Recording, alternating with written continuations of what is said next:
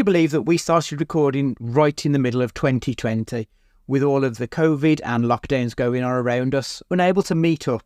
So like many a young gentleman, we turned to the internet for our entertainment. Tried to find a place where we could meet up and talk about the good, the bad, and that time that Stu saw a pelican on the canal. In order to facilitate our dreams of answering all of the big questions in film, and after a few attempts at recording via other methods to various levels of success, we found Zencastr, a super easy web-based one-stop shop for recording. Log in and you're ready to record in a matter of seconds. It doesn't take a tech genius to get high quality audio or video. And on top of that, the one time we have had an issue, the fact that the multi-layered backups are stored locally means it's easily fixed all in browser. There are plenty of tools you need when you start podcasting, so let Zencastr take that headache away, as it offers a place to record, edit and distribute all from one website. Any lazy bones Jones can pick up and play and have studio quality audio or 4K video put out for the world to see when using Zencastr. Go to zencastr.com/pricing and use our code CAGEFIGHTING and you'll get 30% off your first month of any Zencastr paid plan. We want you to have the same easy experiences we do for all our podcasting and content needs. It's time to share your story. And now, hit the music.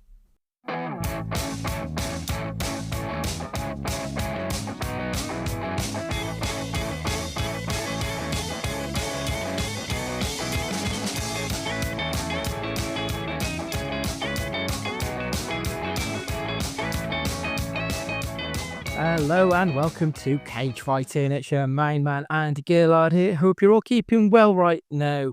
May as well get right into it because we told you last week that we'd already recorded most of this week's podcast just because we ended up rambling on for much longer than expected. So we carry on talking about spoof, parody, comedy, David Zucker, more Naked Gun, more airplane, more saying Liam Neeson when we meant Leslie Nielsen and vice versa. Let's get straight into it.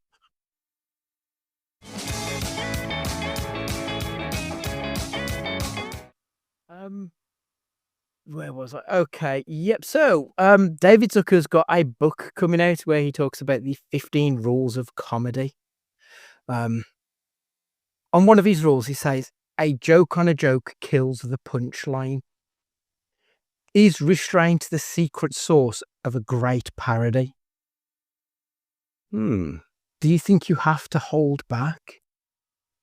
Because a part of me thinks that, yeah, it probably should be. I think that probably speaks to Leslie Nielsen saying about him not doing comedic roles. That he was he's a thespian who just happened to have been cast in comedy films. And I think that restraint of not ever doing in Extras, the Ricky Gervais show where he plays the genie, where he makes the joke about, I can't remember, about being stuck in a tight hole. And then he looks at the camera and goes, ooh, like that restraint of not doing that, of not looking dead in the fucking camera and making a silly face. I do think that's what really rams the point home. I do think restraint, I think that's where good comedy comes from. Especially deadpan comedy does. Because if you're going for deadpan comedy and then you break it, it ruins the whole thing. You've got to be one thing or the other. You can't be both. Yeah. Unless in exceptional circumstances, like the Naked Gun films, which have got a little bit of knowing to them, but not too much. This one has got more knowing than the original three, and it works. But it's not too much. The originals did not, and it works for them. No. So I think he's probably right. I think you have got to kind of modify yourself for the times. I don't think a straight down the line, let's not acknowledge ourselves, the Naked Gun 2025 would work as well as that one did. Not anymore. That's fair. That's fair. But yeah, I think he's broadly right with what he says. One of his rules is talking about how the actors should ignore the background jokes.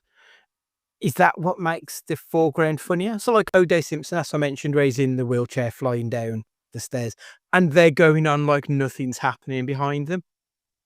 Should they be sort of interacting within their world, or should it be what they're doing is their world, do you think?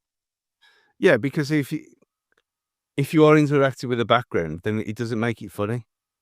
Mm. That's the point, because like you said about the layers of things, like you've got the main joke going on in the foreground, and then you've got something mental going on behind him. Like the firework factory when that's going up and he's nothing to see here, and then there's more go up. So one of the most mean things from any film ever, I think. But you still see that regularly as well, don't you? Yeah. That works Yeah, because he's not aware of how bad it is, or if he is, he doesn't care. My favorite rule is rule 15. There are no rules.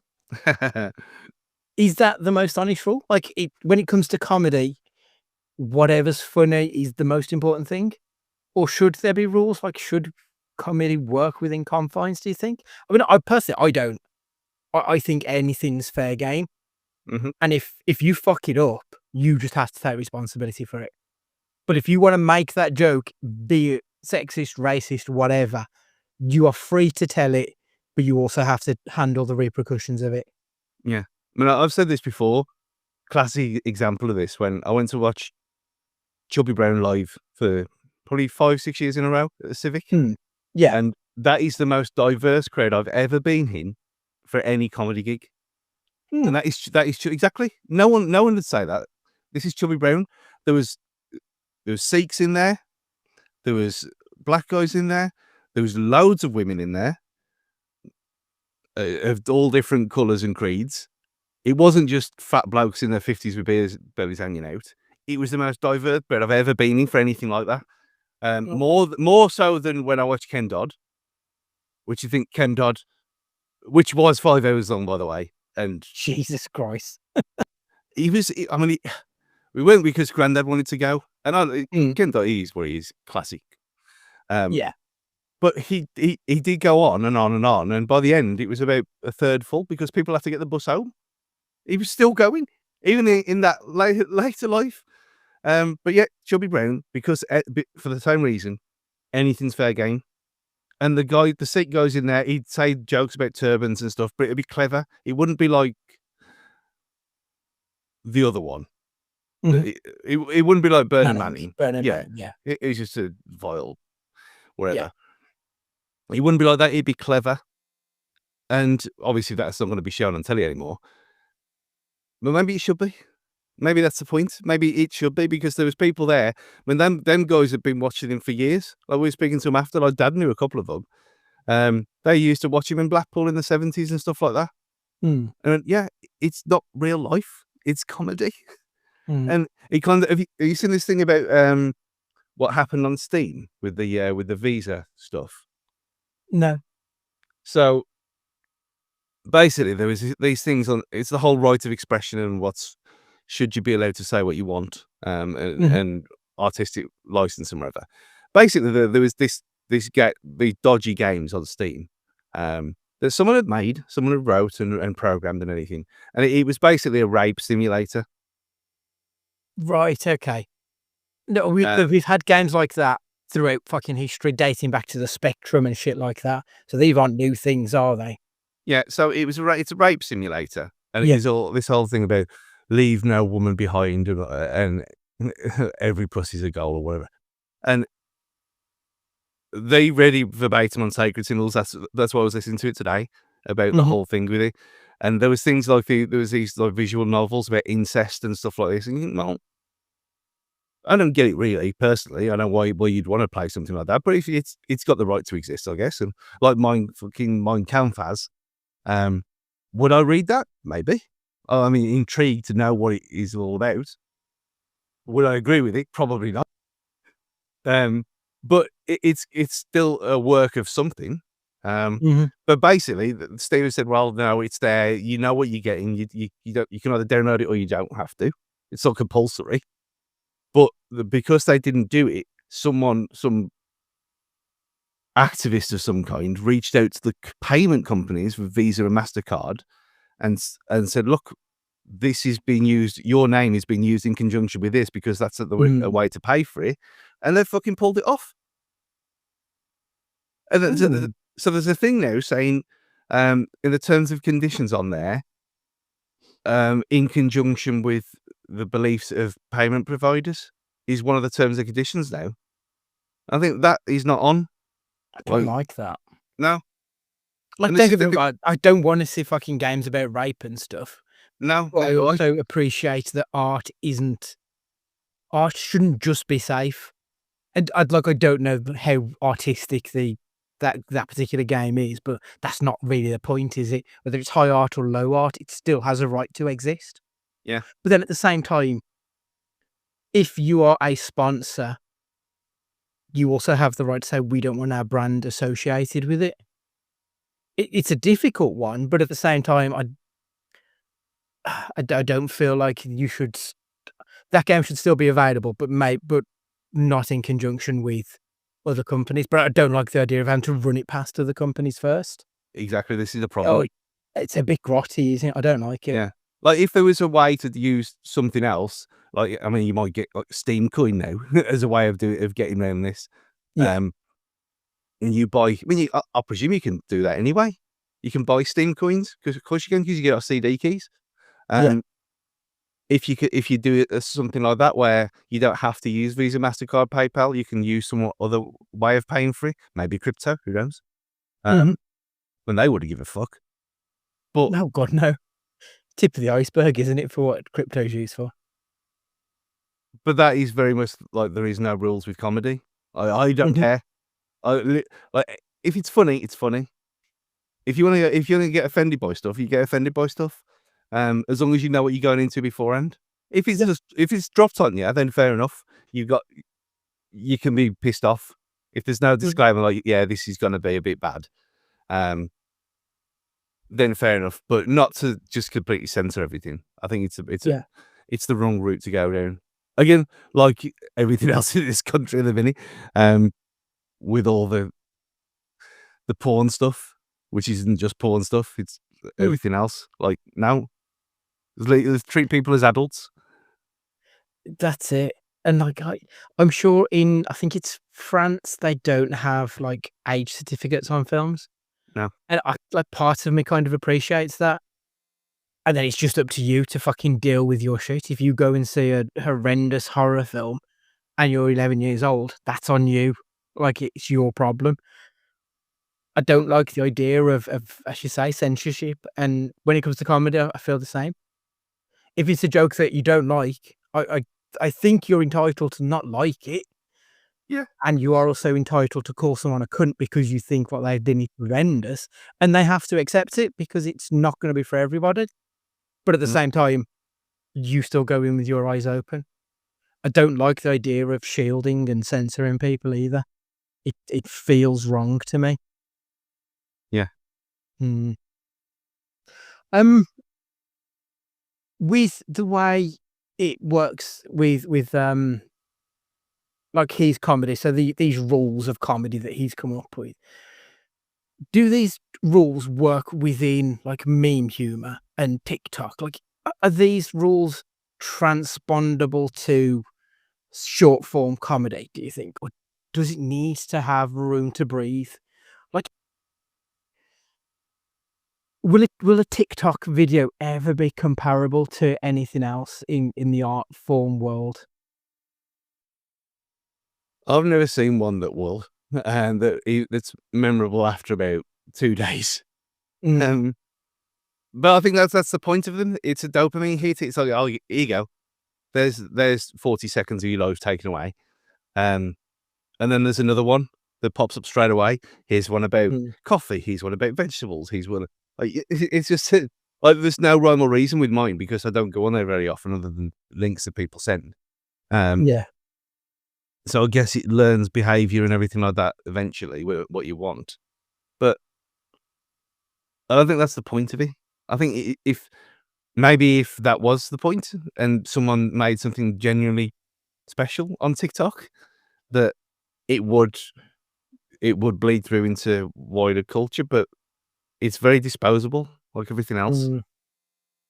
It really feels like it, and I think with how much AI stuff is on there, it doesn't make it feel like it's a lasting experience, especially compared to something like YouTube, which obviously you can do more long form work, be it comedy or drama or documentary. Like YouTube, I think is a much more gratifying experience when it comes to any sort of art form. Which, like you say, TikTok is 2 minutes and on to the next. Mm. Like I don't. I feel there probably are rules of comedy that can work on TikTok, but I don't think they'll ever create anything that will be a lasting experience. I think the best things on TikTok were the clips from That's One Laughing, and that was just Yeah. Bob being Bob. Yeah. It probably it works quite well as a tool for advertisers, doesn't it? Which as cynical as that is, I think that's probably where we are in the world. It's just walking around with something that's got fucking non-stop trailers in your pocket. That's really the best of it, I think. Or that's the best use of it. Yeah. That's just how otherwise. Like, it's turned me on to other TV shows and stuff when I've used TikTok, but very seldom have I found my favourite musician or comedian through something like TikTok. You don't know who most of these people are unless you say it's on to the next. Yeah. Yeah. Do you think David Zucker will have much of a legacy? Like, has he helped Hollywood in creating this particular genre? You know, your Airplane, your Naked Gun, the parody spoof genre. Obviously, he's got the legacy of this is what he did, but do you still see his footprints now? Like outside of Family Guy, I'm not sure we do. No, it's very much its own special little ecosystem of things. And just to test this, I mentioned Zucker on. Yeah, so after I watched the film, I went to Tiger for a few beers, Yeah. and more of the fact that I had two from the good people at Carlsberg, there's your little plug, who gave us two free. I mean, one was a Peretti, which is not bad. And the other one was a 1664. So again, not the nicest thing that could give us, but it was free, so whatever. So, yeah, so I went in there for an hour, I had a couple of beers, and I was speaking to a few people about it, and I mentioned Zucker, and no one knew who that was. No one knew what that name meant. No. And these were, I mean, you're talking about people in the Tiger at 9:30, 10 o'clock on a Friday night. But Yeah. even the ones who were working there, who are younger, didn't know. Asked Ian, who's a couple of years younger than us, he had no idea. He knew obviously the Naked Gun from an Airplane, didn't know who Zucker was. I said Abrams, and he thought JJ. It's lost to time, I think, these people. I think it's very much like, I guess if you say to, this is a test for people to go and do, go and ask your random 20-year-old friends or work colleagues if they know who Stockcat Aiken and Waterman are. And I'm guessing that they'll have no fucking clue. And I think it's very much the same kind of thing. Like that music was as throwaway as these films are, in theory. But do people still love Rick Astley? Yes, they do. It's right. Like when we've been to fucking Kempfest, you see younger people in there, and obviously Stock Aitken Waterman is that era of music. So you are right. Like it does, these things leave an imprint without like really delving too deeply into it. Because I don't think David Zucker is a known name. Realistically, people will know his work without knowing him, I think. Yeah, they know the films. I think that's what the legacy will be. The style. His legacy will be a style of comedy rather than his name or the associates' names. Yeah, quite possibly. And I kind of wonder if it's because he's play it straight mentality when it comes to the comedies. Like Leslie Nielsen, he was not acting in a comedic way. He was in a comedy film. He was acting in a very straight way, as was everybody. in Airplane and the Naked Gun films. So I kind of wonder if that's where we've lost a little bit now, because Barbie, for example, Margot Robbie was very much in a comedy film giving a comedic performance. And I don't think you can have that with a big name actor anymore. I don't think many big name actors go into these films without the baggage of being Ryan Gosling or Tom Cruise or Nick Cage. You can't do it without being that person. And I think that's where we've lost a little bit, because Leslie Nielsen was able to do that. Yeah. Yeah, I think it just is. He was probably way better than people gave him credit for. I think so. Because it's like, he's a bit like Jack D. It was. I hadn't seen anyone do that kind of thing before Jack D did it. Mm-hmm. And yeah, you could say Sean Locke as well, R.I.P. That kind of style. But even both of them broke sometimes. Yeah. Yeah, you're right. Like that character is very difficult to keep up in a live setting. Just that's a side thing. Have you ever watched TV Heaven, Telly Hell? It was Sean Locke's TV show, and he just Yeah. I watched got a couple on YouTube, and I was watching them on Friday night, funnily enough. And it was Johnny Vegas and Alan Carr with the episodes. Brilliant. Like, Sean Locke is such a good fucking comedian that it's like a genuine shame when he passed away. But I loved everyone just sharing clips of his comedic genius when it happened. Speaking of Johnny Vegas, remember Ideal? Yes, I loved Ideal. There is a live stage play of Ideal. Oh, wow, okay. In Shrewsbury in September, starring Johnny Vegas. Okay. Shit. Yeah, Brilliant. Me and Gold are in talks. So if you want to come, there's a few tickets left. Okay. Let me know. It's a Monday night, so yeah. Okay, brilliant. Zucker said 99% of comedy films today aren't funny. Is he right, or is he nostalgic?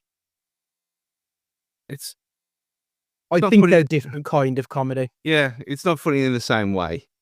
Mm-hmm. But at the same time, you're not talking about gags that last for 10 minutes and then the punchline is something that's a callback to something else. You ain't getting plot device in any other film. Oh, no. It's PLOT as well, not just the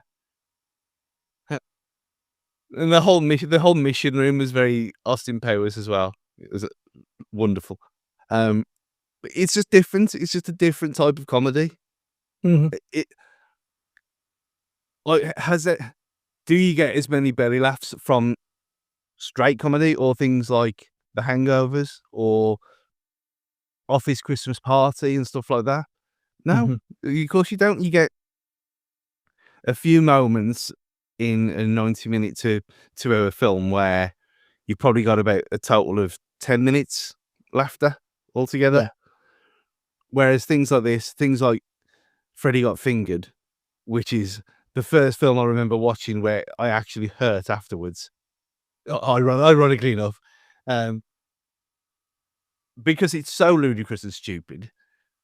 And Daddy really likes some sausages. Like that is Tom Green is a callback to this stuff on his own. Mm-hmm. Yeah. And that died and went away. So yeah, I think it's just different. It's not as consistently funny. It can be funnier, and if in a more clever way. But they exist in their own special way. They're their own little planes because you can't cross the streams. Yeah, like I think comedy today, it tends to be story driven. Whereas if you watch stuff like your Airplane and that, you could put Airplane, you could make it fucking Submarine, or you could make it Train Tracks, and make pretty much the same jokes, and it'd still be very funny. Whereas, like, I don't think you could do, like, if Barbie was Action Man, like it would be a complete different film. Do you know what I mean? Like, I think that's the thing with it. Like it's very much situational when it comes to comedy today. Whereas back then, especially with Zucker's work, I think it was a little bit more the comedy comes first and then the story. Whereas now it's the story and then you build the comedy into it. I think that's the thing. Um, like when it comes to nostalgia, like I get it. People like things from when they were younger. And he obviously likes it from a time when he was the man. I get it. I understand why he would think that. But I've said it before that nostalgia is a cancer. It stops us from progressing because we just look at shit that we liked when we were younger. And I say this surrounded by Teenage Mutant Ninja people. So like I get that I'm being a hypocrite here, but it does stop us from growing. And I think that sort of mentality would just keep us back watching shit from the 80s. So I disagree with him completely. I think it's different. I don't think we've got bad comedy now, though. I think TV wise, we definitely have. We talked about this on the sitcom episode last year, where we couldn't name one of the last 10 years or so. There was no, like, it's just gone. And the things that are not on now, because we're of a certain age, that maybe it's obviously not aimed at us. It's aimed at some people who are early 20s or whatever. Maybe that's what it always has been. Yeah. But I think in that sense, the whole growing your mind thing, there's probably something in there. Because I never got Big Bang. Never. I didn't get it. I didn't get it at the time. I've tried over and over again to get it. Just does nothing for me whatsoever. And so obviously all the spin-offs do nothing for me either. But that was massive. And my brother loves it, and he's 3 years younger than me. Biggest show. Yeah. Yeah. So it's just one of them things. It just wasn't for me. And yet we'll watch like My Name is Earl. Wonderful. Loved it. Did you watch Sprung in the end? No, I've got it. It's on my list. I will watch Sprung because it's proper down my street days. And another one, like the Sonic films. Mm-hmm. The Sonic films are brilliant fun. And I know not a lot of people did. I liked the Knuckles TV show as well. I never watched it, to be fair. I started it and then, for whatever reason, gave up within 10 minutes. I'd always planned on going back, but I never got around to it. But like, I agree, I enjoyed the films. They're not great, but like they do a job. A bit like the Mario films. Like, it's fine whilst you're watching it. There's not a lot of intellectual, artistic nourishment, but not everything has to be. No. And look at the things from the last few years that we have laughed at. Things like The Suicide Squad and Peacemaker. Mm-hmm. Hilarious. Yeah. And I think when it comes to comedy, the Americans have got us beat, if I'm honest. They have now. Uh-huh. And we had our time. Yeah, they've surpassed us. Make Britain great again. It very much is without Rowan Atkinson. But even Johnny English was funny to some extent. I've seen one of them, and I can't really remember anything about it. I'm not a big Rowan Atkinson fan, though. We have discussed this. Yeah, but them and obviously Aidan McNeil and all that stuff. The Comic Strip Presents guys. There's been no one since that. Not to the same level. Not for me. I mean, don't get me wrong. I like the In-Betweeners. That's probably the last thing that I really fucking loved. Yeah. I think that's probably as close as it's got in the last decade. Look in a bit, was it? Look when the 16 was it? Look when the In-Betweeners was. I was just going to say, look when the In-Betweeners was. It's not 2016. It might be older than that. It's older than that. Between 2008. Fuck you. Yeah, it's a lot older than you think it is. It is, isn't it? Yeah, and like all the good. I know we spoke about British comedy before, but your Partridges and all of that stuff. It's old now. It is old, and I don't know who's filling that gap in this country, at least. Even stuff like Spaced and what have you. Those guys have gone on to do some great stuff, but they're mostly in American productions. Yeah, and it's definitely going to be BBC. We've tick boxing stuff before. and that's worse, way worse here than it is over there. Way Mhm. worse.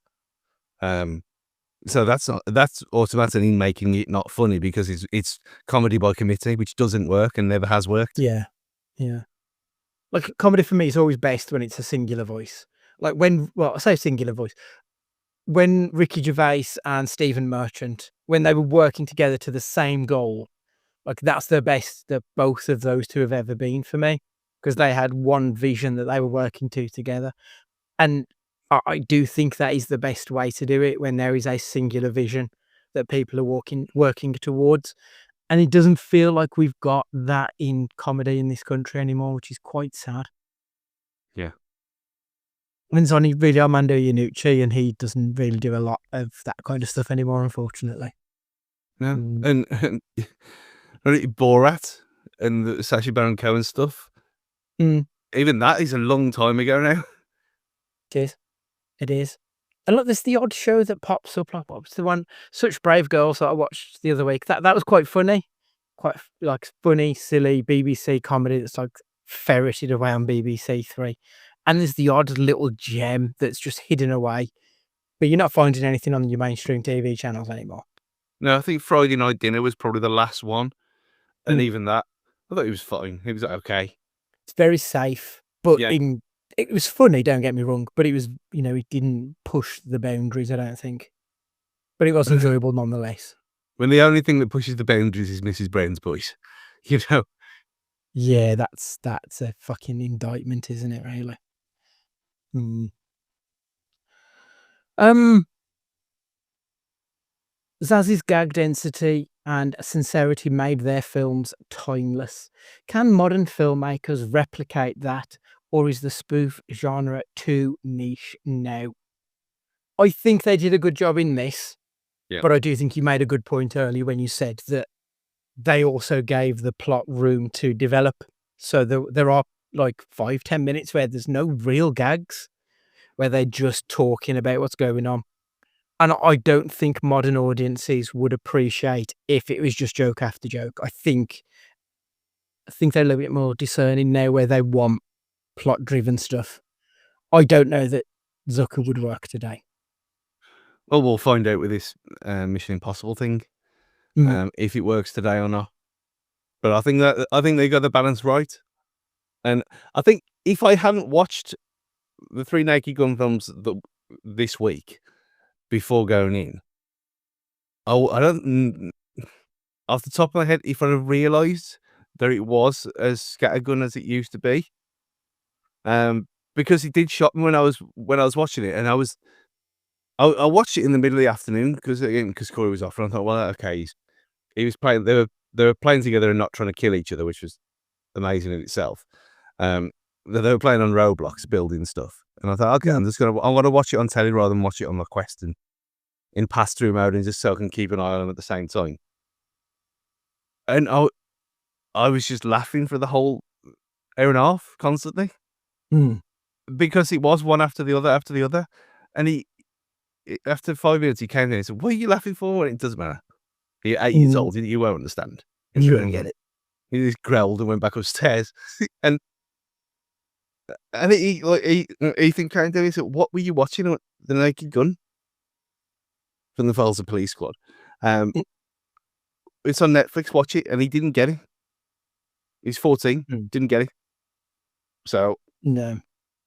yeah, I think it's because, as well, to an extent, that those films, what they're parodying, they love the source material. Like, you can see that the police procedural, the like NYPD Blue, I think would probably be the blueprint for something like Your Naked Gun.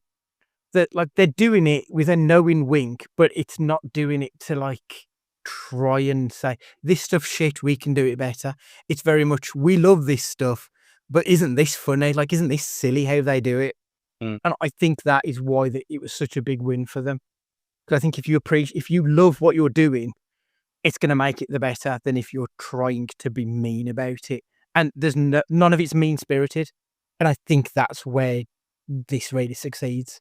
Yeah. And I love Lethal Weapon. I love Beverly Hills Cop and 48 Hours and all that kind of stuff. So obviously I'm going to love this, and that's probably why. And you're right that like he hasn't seen any of that them films. Why would he? He's 14. Yeah. He's got Ultimate Team to play. He's got Fortnite to play. I mean, I was amazed he wanted to watch the Scream films with me, and he did enjoy them though. To be fair, even 5. Oh no, 5 was a good one. 6 was a bad one, wasn't it? It was terrible. Yeah, I think they pitched it right, and that's stuff. If there's enough of us left who enjoy that, then we'll lap it up. But obviously, even with the approach they went with, it was only us old timers who got it anyway. Yeah, I think so. I think that's kind of where they went wrong with the Scary Movie and the Not Another Whatever movies, is that they didn't really go in with the love. Like that felt like that it was very much a case of it was cheap gags and gross out humor. And a lot of the gags, as I said, were very much, do you remember this film? Do you remember the one with the girl who takes her glasses off and all of a sudden is hot? We're doing that as well. And that's not funny. And I think that's where it sort of went wrong, is that they lost the focus of where they were going. And I also think I think the filmmakers are to blame. I think the studios are to blame as well, because those type of films, they would have cost like fucking 10 quid to make. They're cheap as chips. Yeah. They can pump a shitload of them out. And like, they probably only needed something like 25 million to get a, to beat their to beat their budget. So I think that was the problem. They were just churning that shit out. It was unloved. And like, as an audience member, if you can tell they don't give a shit, why would you care? Yeah. Like the Flash film. Exactly, yeah. I mean, the best thing that they gave us was Anna Faris. I like Anna Faris. She's wasted in those films because she's really good in everything else. Yeah. Like, she can actually act, but you wouldn't know if you'd only seen her in Scary Movies. Nah. And I think the Scream Queens with Emma Roberts, brilliant. Worked perfectly. No, that's a good parody of that genre. Yeah. And it, again, because it's its own thing in its own right anyway. And there isn't like, it's not stealing scenes, is it? It's not recreating scenes. It's just its own thing in a silly way. It's paying homage to what's been before without treading on their toes. Which is what Naked Gun is. Yeah. And plus it gave us the rise of Glenn Powell. It was like the first thing Glenn Powell was in, so one of the boys. I think getting Jamie Lee Curtis in as well, that helps, because you've got that recognition of everything that Jamie Lee Curtis brings with her from that particular world. Yeah. I need to watch Scream Queens again. Like, I remember I loved the first season, and the second season was a little bit more hit and miss, but I kind of want to go back and revisit it. Yeah, it was again, it was hidden though. Not many people saw it. No. The only reason I watched it is because Rachel Berry was in it, and who doesn't love a bit of Lea Michele? That was literally the only reason I watched it. Same reason I watched, I think it was called The Mayor, and it was terrible. But she was in it, so that's enough. I kind of want to go to New York in a casino to see her in, she's doing chess on Broadway, and I really want to go, but I don't think I'm going to be able to again until probably this time next year. Damn it. Yeah. So what happens when you need a new agent? I need a fucking mortgage sorted out, that one. Right. David Zucker's deadpan delivery. Leslie Nielsen didn't play it for laughs. He played it like a serious drama, which made it hilarious. That's the formula, isn't it? Yeah. With these films, that is exactly it. When you boil it down to its essence, it's a very silly man saying very silly things like it's the most serious thing in the world. And it just works throughout. I also think of the fact that it's such a high density of gags throughout all of these films. You'd said before, Stu, if this gag doesn't work for you, don't worry. We'll give you another 3 in 30 seconds time. Something's going to land. Yeah. It's the magic formula, isn't it, in these movies? like in the original one where when he infiltrates the stadium and he's there and he's the baseball umpire or wherever they are, and he's doing all that. Really gets into it. Yeah. And he's doing all that stuff and they're celebrating and things that I didn't know that was a piss take of an actual real umpire Mm. because I don't watch baseball because it's boring. Who would? Yeah, Yeah. dreadful. But again, it works on two stages where you don't have to know baseball to understand that this is a bit odd and a bit over the top.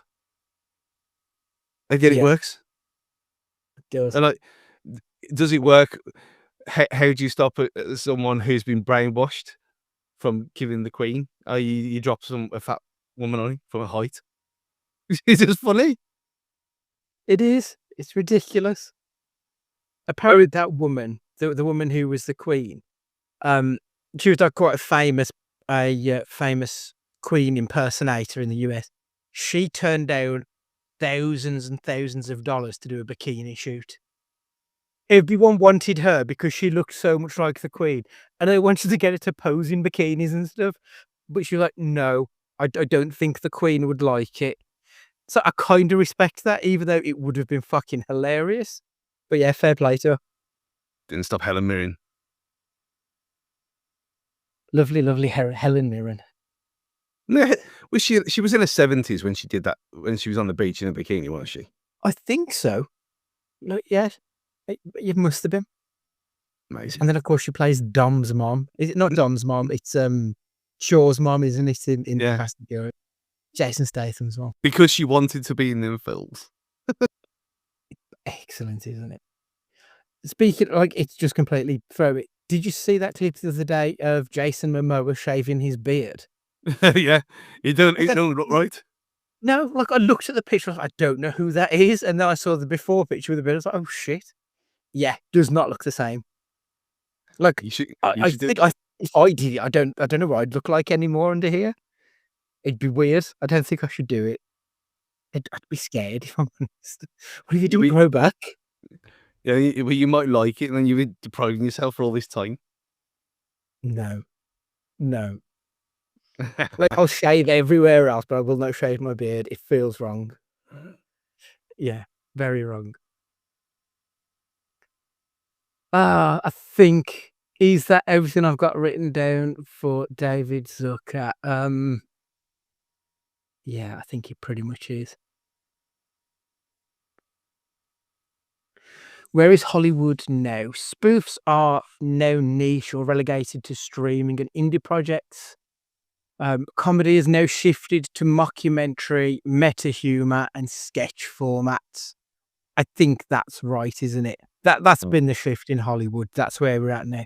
The mockumentary has had its rise. Like, obviously, that was a fairly early thing because we had This Is Spinal Tap, which, as far as I'm aware, was the first one of it.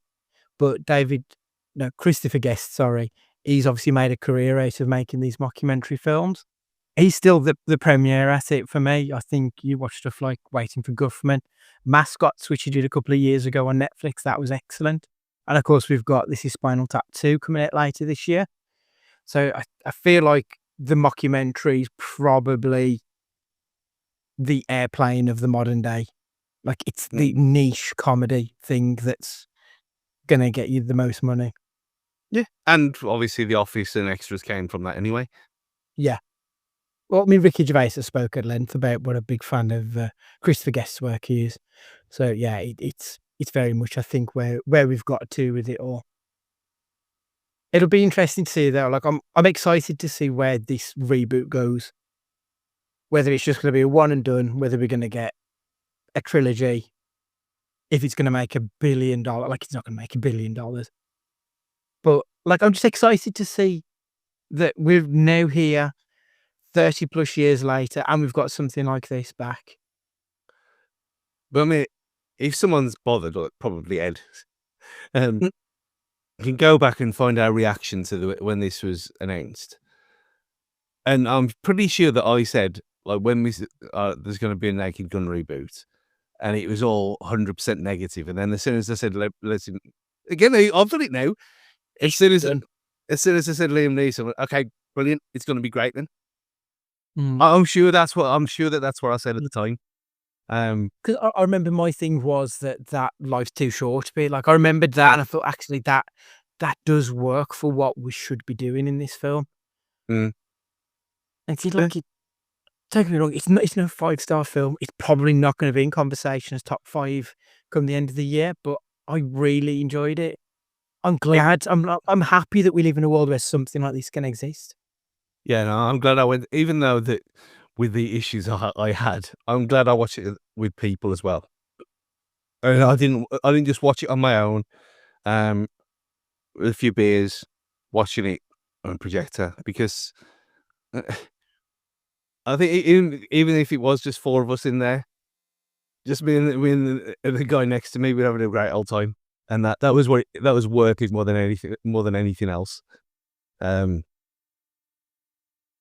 And it's supposed to be a shared experience, comedy like this. Comedy is, isn't it? Comedy is best seen with other people. And, like, I hate other people, but that's like, I don't want to be the only person in a screening watching a comedy. Probably the same with a horror. Like, I kind of want to see other people jump because I don't do it. So I want someone else to shit themselves because it's just funny.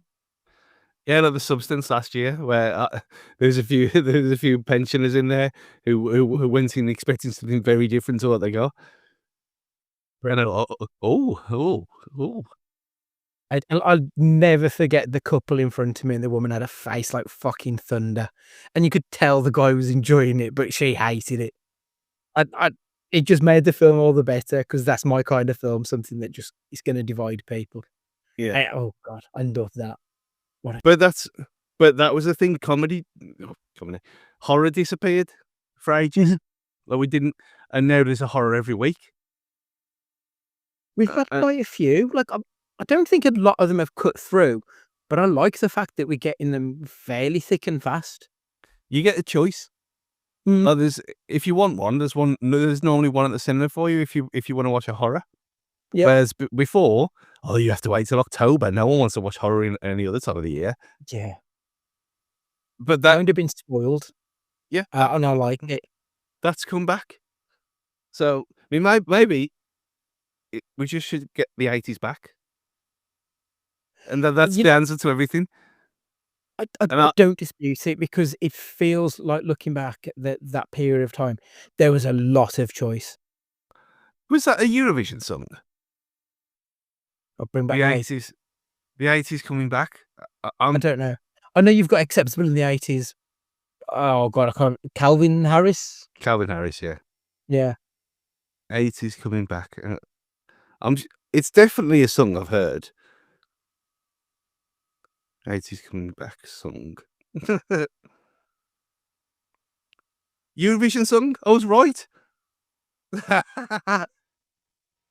Send me the link and I'll have a look. Estonian 2003 entry. That's a deep cut that you've played the 22-year-olds. For an Estonian Eurovision song by Rufus. 80s coming back. 80s coming back. I don't think the 80s are coming back. I think we're sort of in the 90s now. Everything does feel a little bit more 90s than it has. Especially like when you look that we've had Scream come back over the last few years. We've got Urban Legends coming back soon, and we're currently like part way through I Know What You Did Last Summer's run. Which, have you seen it yet? No, not yet. It wasn't very good. They were never any good anyway. I remember enjoying the first because I think the thing is those kind of films, they're fairly cheap to make, and horror always gets a decent box office back. It always manages to wipe its face at least, so you can get more of those films, keeps churning out. It keeps the wheel turning. I don't want to spoil it, but the ending really pissed me off. Well, really pissed me off. I think it was probably below Urban Legend in my list of things at the time that I watched. But it had Sarah Michelle Gellar, who was hot shit. Like, she was one of the hottest people going at that point because of obviously Buffy. So, like, it had she had her, Love Hewitt, obviously Freddie Prinze. So it did have the name recognition back then. That probably was it Hasey from fucking Dawson's Creek, who was in the Megan. I think he was the only one. Yeah. But yeah, this wasn't good. The annoying thing is, I'd guessed the killer before I even got to the cinema because it's fucking obvious with everything they do.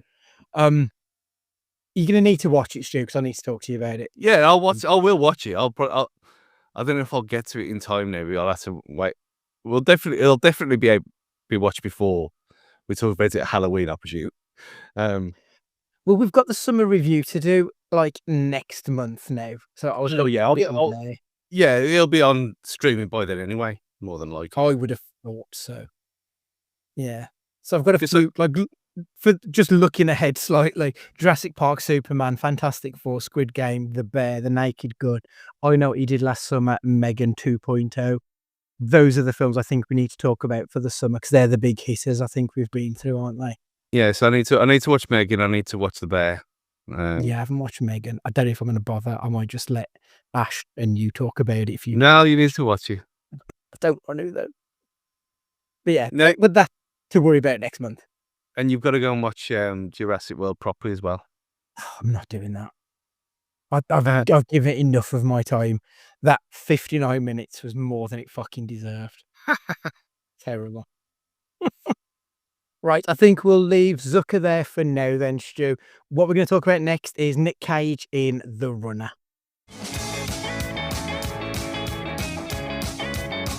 Thanks for joining us for the final part of the podcast. We're here to discuss The Runner. Stu, I was a little bit excited about this film. I like a political intrigue film, like it, like grown-up cinema almost, where it's talking about real shit. But then when I saw the IMDb score being below a 5, and also like the other bits here and there of it, I was a little bit more worried. But we had a cast with Nick Cage, Wendell Pierce, and Sarah Paulson. So, like on the balance of things, I thought this could either be something like an unearthed gem, or this is going to be an absolute disaster, and they've just completely fucked it. Yeah. I was much the same, and I used to it used to come up as drama. I never watched it. Like if it's like a thriller or there's explosions going on, I'm not watching this. And this looked very serious, just from the off.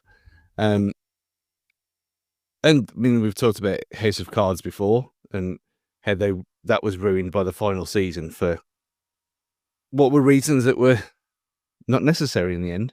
But the first few seasons of House of Cards was exceptional. Yeah.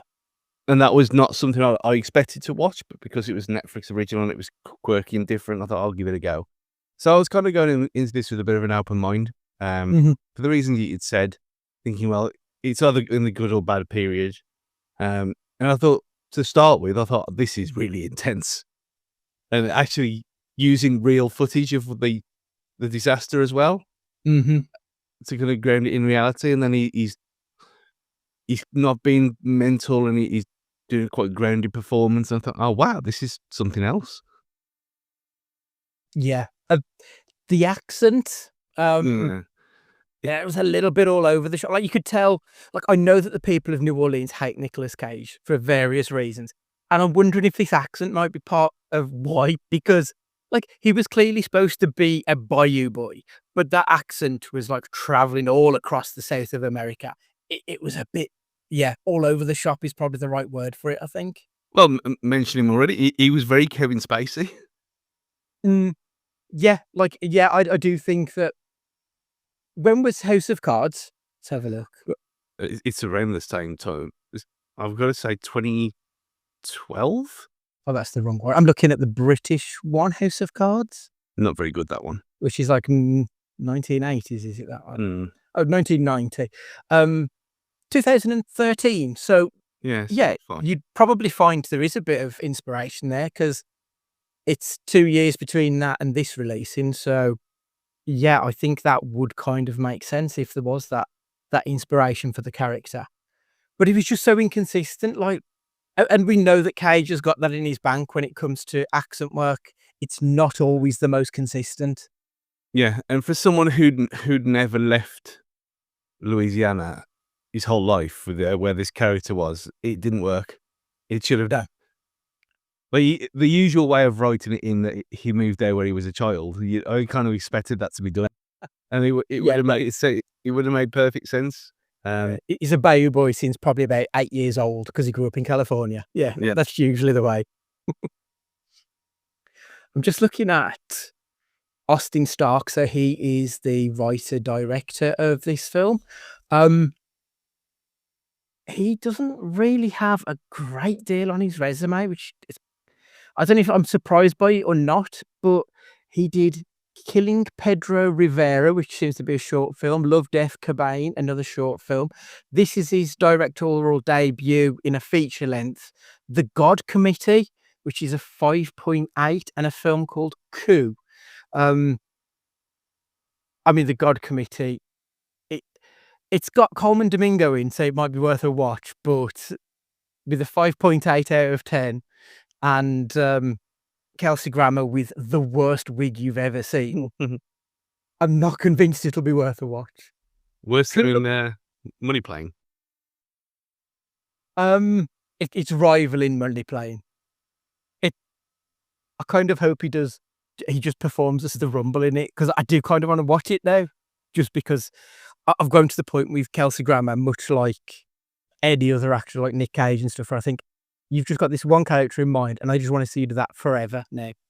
And I only want to see Kelsey Grammer doing Rumble. They should redo Fraser, but where he's just Rumble.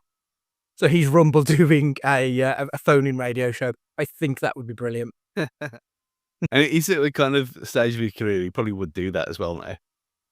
Well, he's got nothing else to prove, has he? So why not? The other film is Coup, which, to be fair, we've got Peter Sarsgaard, Billy Magnussen. Not bad, but it's during the Spanish flu of 1918, a mischievous cook leads a revolt against his wealthy employer. It doesn't sound the most exciting. Yeah, this director seems to have somehow managed to rope in 3 pretty big name actors to do this movie, and I don't understand. I say 3, 4, because Peter Fonda's in it. He's terrible, but he is in it. I'm a bit baffled how this film came to be. I don't understand how or even why this film exists, if I'm honest. It seems very much a case of all these people were in the area at the time and had nothing else to do, maybe. Yeah. Because, I mean, she's great in everything she's ever in. And she's not bad in this either. Did you find it weird when you saw her boobs? This is Sarah Paulson. She shouldn't be getting them out. That threw me for a minute. I went straight onto Google afterwards, just to see if this was a regular thing that I'd missed out on. And yeah, very, especially around that time, you don't expect anything like that anymore. This is 15 years into her career as well. So it's not like she got him out because it's early doors and she just wants to get a name out there. She's a known entity in 2015. Yeah. Yeah, it felt almost wrong to say Sarah Paulson's boobs. Yeah. But then, I mean, a bad thing, but even so. No, they were very agreeable. Potentially the best part of the film. But she was, well, it's not exactly selling the character, either. They were already in bed. So you don't know. Maybe, unless it was a mistake and she was like, oh, sorry. Potentially. Yeah, potentially. I thought this film looked terrible throughout. The visuals of it, it stank of soap opera shooting. The whole thing, it was and I know that soap operas tends to be a term that we use for the visuals of it as well. But I think both acting and directing and editing, everything about it felt very. This could have been an upscale version of Coronation Street or EastEnders or something. It was a bit stinky in those terms, I thought. It was a very lifestyle Christmas film. Yeah, I don't know what it is, but when you see a film that has a slow fade edit in it, it feels wrong. If this is a big budget, I can't remember what the budget was on this, but it's got big budget names, if nothing else. To have those kind of gimmicky tricks with editing felt very just out of place for this type of cinema. Didn't work at all, I didn't think. And the best parts were when they were cutting to the TV stuff. I thought that worked really well, and it just kind of died off. Like the further you went into it, obviously you don't need the referential things anymore. Yeah. But the bit where, like at the start, where he's in the court and he's giving it evidence and all his plea and whatever, not his plea, he's wherever he was talking about. Yeah. I thought that was all really good and really well done, and then it just went downhill. I mean, I think we kind of ruined from True Detective and what that place really looks like. Yeah, we are, because like there's so many times that we've seen like Louisiana, the Bayou, New Orleans, that sort of area, and there's like a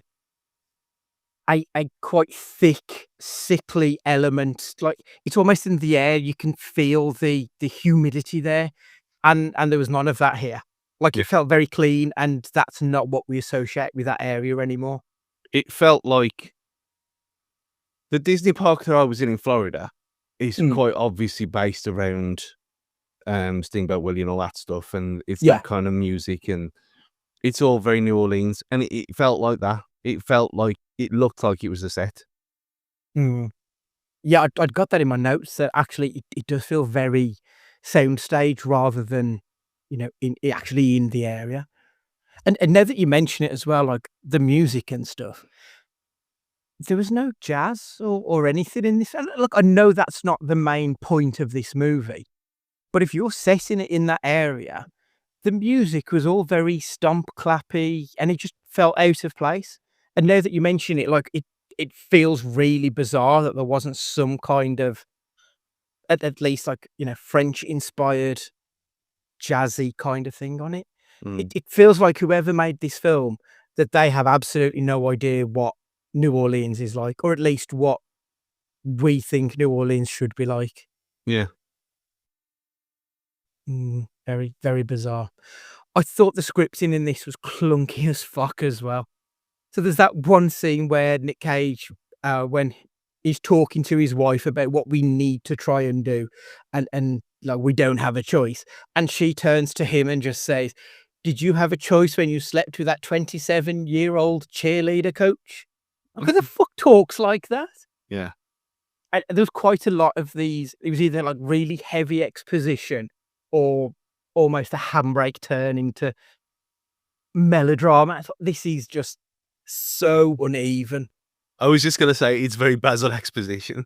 Yeah, really is. Because, I mean, that woman was not 27 either, by the way. Not a chance in hell. Oh, I mean, she was 27, 30 years ago, but she was not a 27-year-old. Because when he was sneaking off, when he was in the room with her, and then she says about the 27-year-old, I had no idea that it was the same person. No, I assumed it was someone else. Because, it's definitely not the same person. I thought, like, that they missed what they were trying to do as well. Like, this is a film where they're trying to talk about the evils of big corporations, the way that even good people can get corrupted as well. But it just felt really mopey and blasé, and there was just no depth to this film. And I think, like, as I said, I'm a fan of this kind of political intrigue or problems with American law, and they're all like a good sort of 2.5 hours. And this was 89 minutes. So like they didn't have the runtime to get into any depth. I wonder if there's anything out there that's been left on the cutting room floor, or the fact that I think this is probably straight to streaming, that this was just what the director intended. Like, it's such a poor representation of that genre of film. Well, if you look at all the things in there, you had the oil spill itself, which is it's based around. And then you have the fishermen and their plight. Then you have the oil. Then you have BP. Then you've got him and his wife ended their marriage or whatever.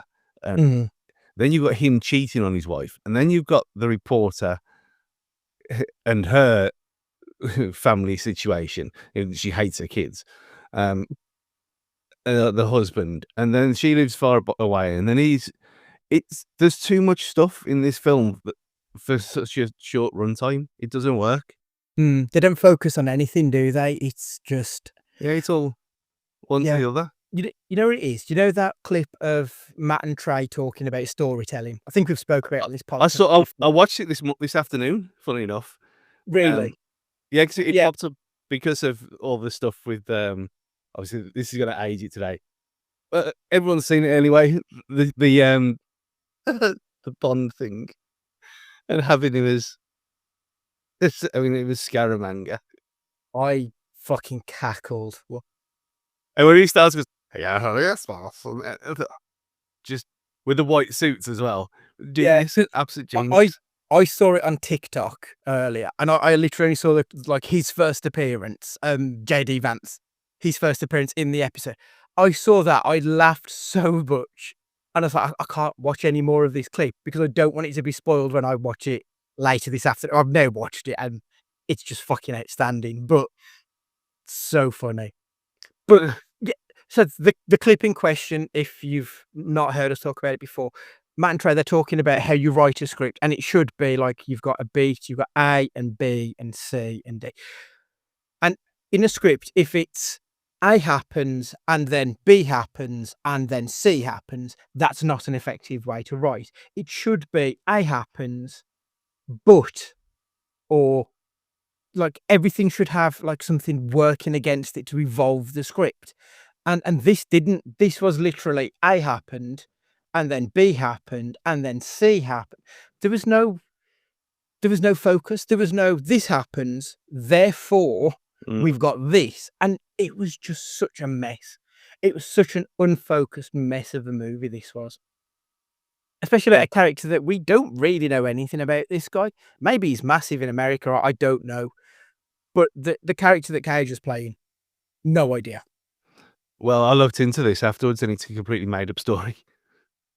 Oh, okay. I assumed it was. So did I, until I thought, well, I wonder why they've cast Cage, because he doesn't seem that well embedded other than being white, and that being the whole point of it.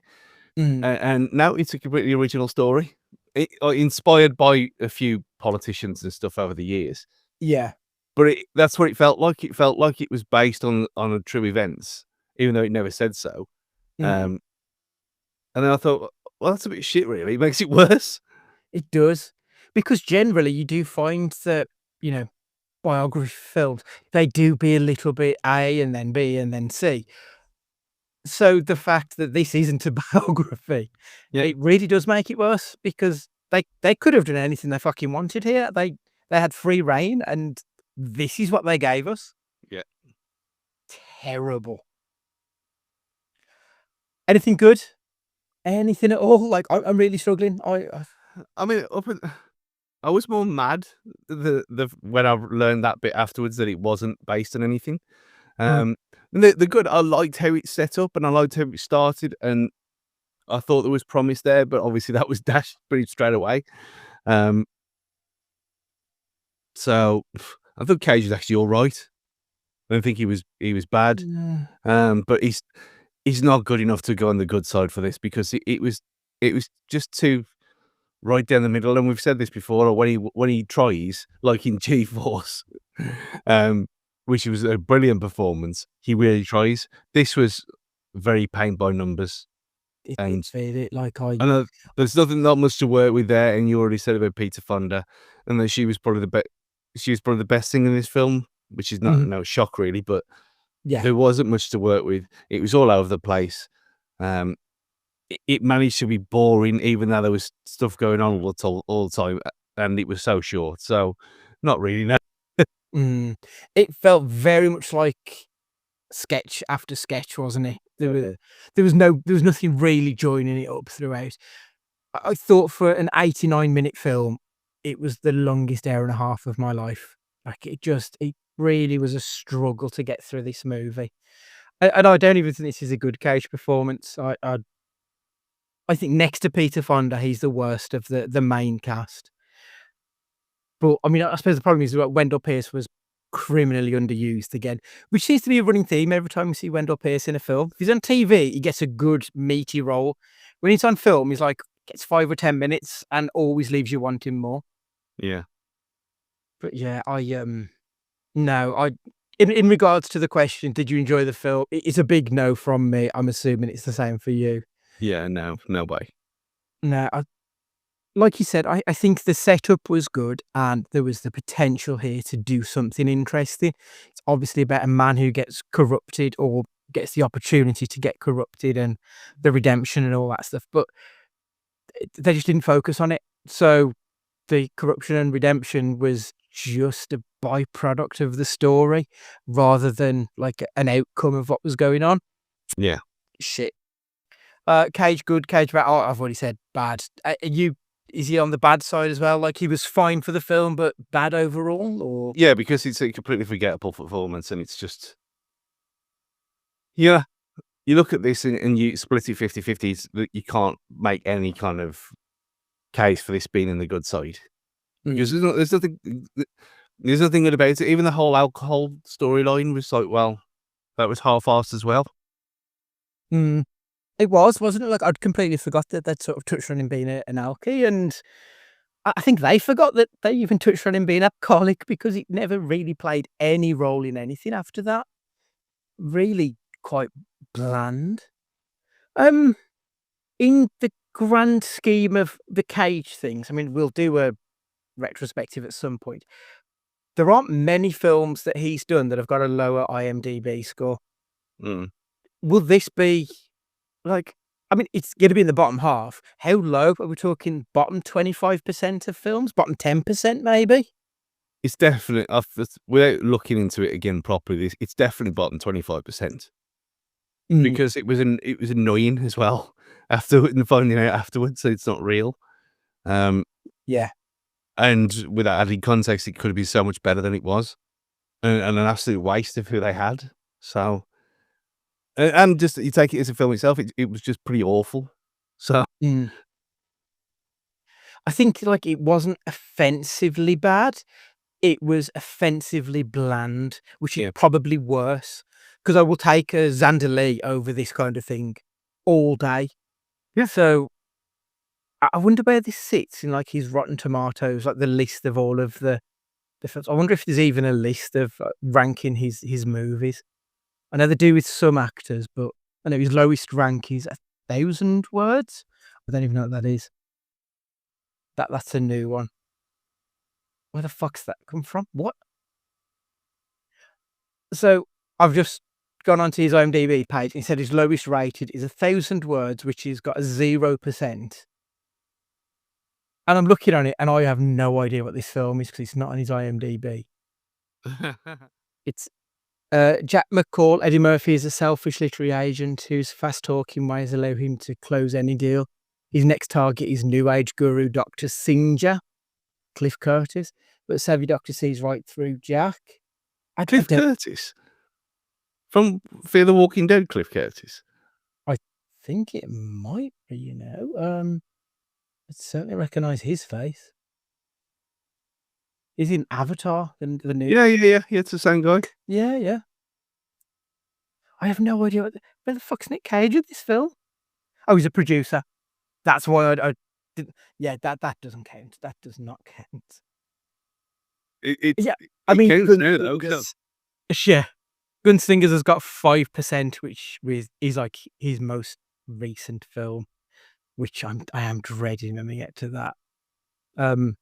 This looks like it's very much in the bottom 20-odd% looking at it. It's a few single-digit percentages, but this one has got a 22%, I think it was. 24% critical and 22% audience. So, yeah, 1 in 5 people didn't hate the film. Seems based on that, which, like, you'd struggle to say you liked it, I think, ever, but I still think 1 in 5 is a very good score for this film that it probably doesn't deserve. Yeah. I'm too close to it at the minute. It needs to settle in because I didn't watch it yesterday. But even then, I didn't like it. So, yeah, I'm in agreement with you. Yeah, very much so. If you enjoyed The Runner, you may also like any films that you can recommend to wash the taste of this film out.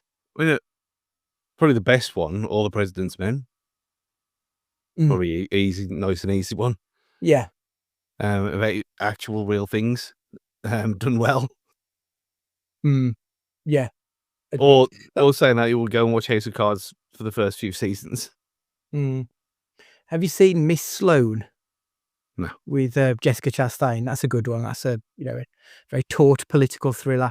She plays a lobbyist, and they are trying to get her team to lobby for less gun control.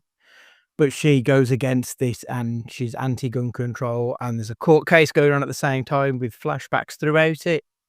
Like, these are the kind of films that I really like Jessica Chastain in, because she's like quite a ballsy kind of character in it, and good movie. You know what? Zero Day on Netflix this year. Zero Day. Yeah, it was Robert De Niro. I mentioned it briefly at the time. I think it's 4 parts. Right, okay. I thought it was a film. It was pretty good. I remember seeing I remember seeing it advertised, but never watched it, 'cause I quite like Plemons and Lizzie Kaplan as well. That's worth a watch, is it? Yeah, I enjoyed it. It was better than this fucking shit anyway. Former President of the United States is given vast powers by his successor to investigate an unprecedented cyber terrorist attack on the United States that resulted in thousands of deaths. That sounds all right. Solid enough cast. Absolutely no arguments. Oh, Dan Stevens is in it as well. Excellent. I Mhm. do like him. I'll be adding that one to the list.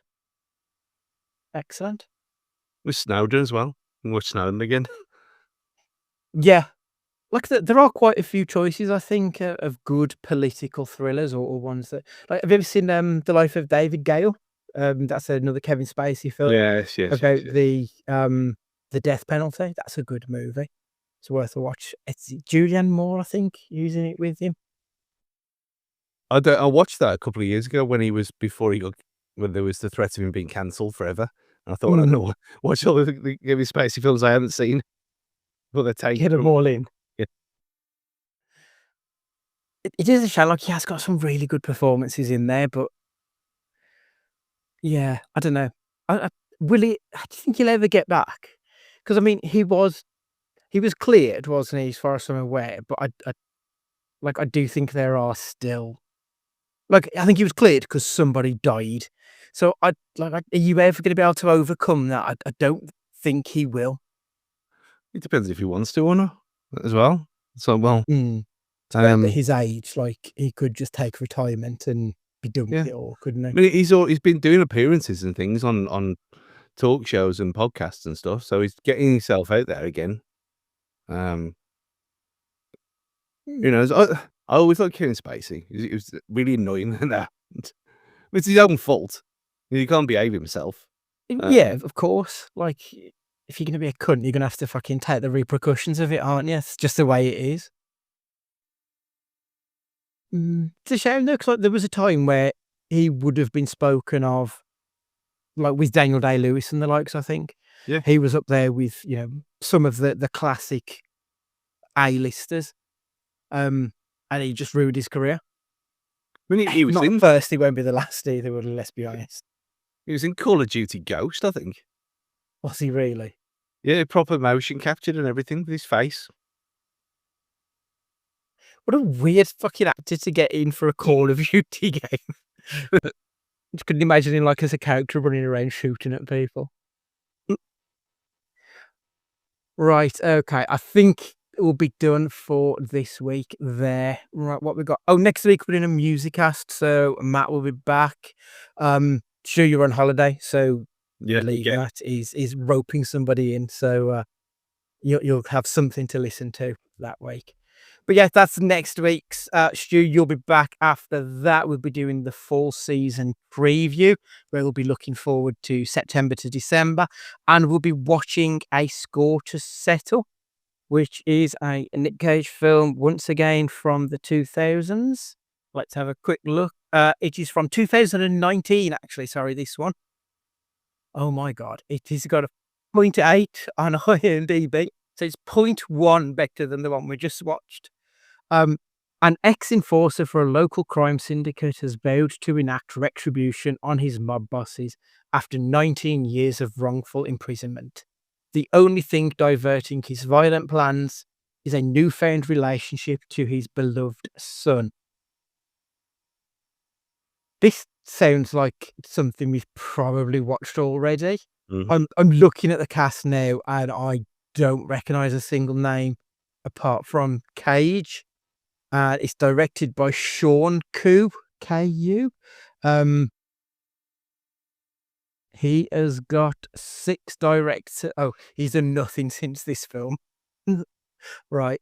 He did Pretty Dead Girl, which is a short film. The American Mall, never heard of it. TV movie. Beautiful Boy in 2010.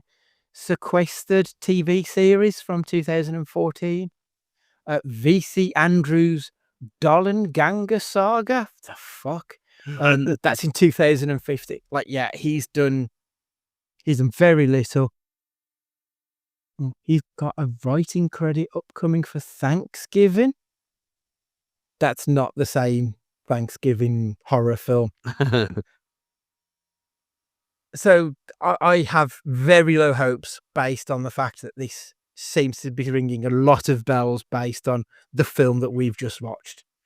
So, but we've got 2 weeks to work our way up to that one. Sure. I feel it'll be good. Glorious. Yeah. Right. Make sure you guys subscribe on whatever podcatcher that you listen to us on. And if you could leave us a review, we would love you forever. If you need to get in contact with us, it's at Cage Fighting Pod on all of the socials, or cagefightingpod@gmail.com via email. But this week, Stu, would you like to say goodbye? Yeah, I know you'll all miss me, and it's tough having a week without me, but you can struggle a lot. Goodbye. I'm trying to think, how many episodes have we done without you? Like, I know I've missed like maybe about 7, 8, 9, something like that. But I don't think you've missed, other than like when I've done it on my own. I don't think that, and even some of them you've been on the second half of anyway. There was the one where you talked to the guy who did the score for Emar. Wonderland. Yeah, Emar. That was just me and him. And you missed the pig cast, didn't you, as well? Yeah, because one of them David Nell. Yeah, one of them took the piss out of me going to a wedding on a Thursday. Yeah, that was it. So are they the only episodes that you've missed? I think so, yeah. Jesus Christ. Like 5 years. Fucking stalwart of it. I mean, like, I'm planning on doing a Simpsons episode at some point in the future, so no offense, but I wasn't going to ask you on that, because I know you have. How many episodes have you actually seen of The Simpsons? Less than 10. Yeah. No, I think that'll be at least me and Ed and potentially someone else. But yeah, I don't think that will be one that you'll be too interested in on that front. Super. Right. Okay, Stu, have a great holiday, mate. And for everybody else, be excellent to each other.